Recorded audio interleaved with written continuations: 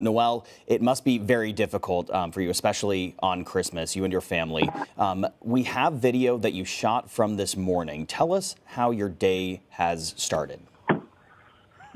Yeah. So we were all in bed. We have a 4-year-old and a 1-year-old, and it was about 5:50 in the morning, and we heard loud banging at the door, and over and over and over again. So we went sleepy in our pajamas to the door, and there was a policeman and a policewoman telling us to evacuate immediately. And we were confused, and we had all our presents set out for our kids to go see, and we were like asking if there was any way we could stay, and they said no, that there was a public threat. So we woke up our kids and put on shoes and jackets and left and got in our car and drove away. And as we were driving away, I was turning around to look. We were trying to make a plan for where we were going to go during COVID. We're trying not to go to anyone's house, Sure. So what we could do. And I was looking at our stretch of buildings downtown, and I saw it explode. I saw a huge explosion, a big orange, fireball up in the air about twice as tall as our building. And I just said to my husband, "Oh my gosh, I think our building just exploded." And what was going through your mind seeing that? Immediately, I was so grateful we left.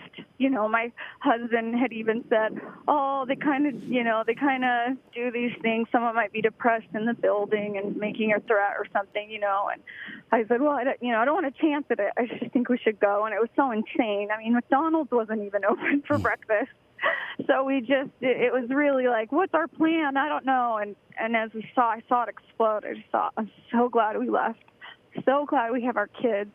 And above anything else, I am so glad for those officers who walked into a building that they knew was a dangerous spot to be and, woke us up and got us out. I'm so grateful. Yeah, you have a child and a 4-year-old. I can only imagine, what you must be going through right now. Have you heard any word as to if your apartment is okay or your housing situation?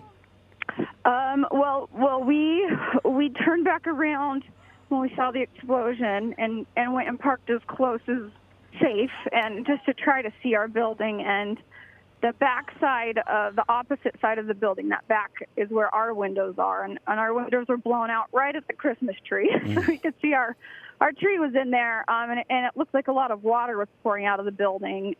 So it seems like the sprinklers all went off. And when I went around to the front side of the street, and I was shooting the cell phone video, everything was on fire. Several cars were burning, so much smoke. The candy shop on the corner that we get candy from was completely blown out. And then as I looked over, our front entrance is right next to the Hooters sign. Just a huge chunk of the top of our front side of our building collapsed off as I was looking at it. So it looks like the whole front side of our building's been blown off. And we're so grateful that, that people got out and that we were on the back side of the building, Can you give me a better idea of the types of people who live in this area? Is it a lot of young families like yours? Actually, no. We're kind of an outlier. It's a really cool, funky stretch of old warehouses, 4-story, 5-story warehouses, brick warehouses that have been turned into a lot of Airbnbs, really. So there are only a few permanent residents. We're the only ones kids in the area that I know of. But there are a lot of vacationers, another young couple with some dogs that do live in our building. So thankfully, not a lot of permanent families. And do you have any sort of idea? I'm just looking at these aerials right now and the sheer scale of this devastation from this explosion. Do you have any sort of idea when you'll be able to go back and survey, how your apartment is? No, we really don't. At a time like this, I call my dad, and he seems to know, the best. And he was saying, "Hun, you gotta be prepared to maybe not go back for a couple of weeks. That you might, that building might get condemned. They're, these really old, 150-year-old buildings, and they weren't built for, to withstand things like this." So we're kind of trying to mentally go through, okay, Christmas is scratched. We went to a Walgreens because that was the only thing open to get diapers and prescriptions and bottles. And we're just trying to be prepared for if the building's condemned and our stuff is ruined, and that's hard, but that's okay. My most precious things are with me now, and that's really what matters. Yeah, Nicole Rasmussen, my heart goes out to you and your family. We're so glad that you're safe on this Christmas day. This truly is a Christmas miracle, it sounds like, for you and your family. Thank you so much. Pat Milton, Nick Barris, and Nicole Rasmussen, thank you for filling us in.